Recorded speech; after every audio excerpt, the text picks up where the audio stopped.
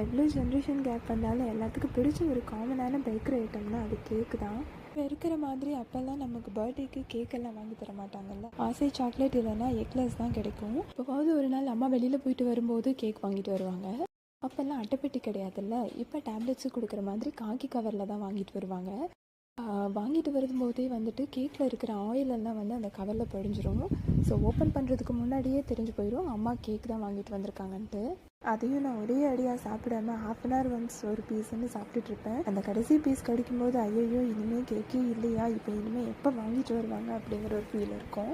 இப்போவுமே வந்துட்டு என் husband tea கேக்கெல்லாம் வாங்கிட்டு வந்தாருன்னா அதே மாதிரி தான் சாப்பிட்டுட்ருப்பேன்.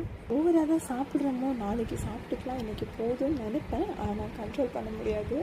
அதுக்கப்புறம் போய் ஒரு பீஸ் எடுத்து சாப்பிட்ருவேன். என் பையன் எனக்கு இதில் நல்ல கம்பெனி கொடுப்பான். ஏன்னா அவனுக்கும் வந்துட்டு ப்ளைன் கேக்குன்னா தான் ரொம்ப பிடிக்கும், க்ரீம் கேக் பிடிக்காது. அதனால அவன் பர்த்டேக்கு நான் வீட்லேயே கேக் பண்ணிட்டேன்.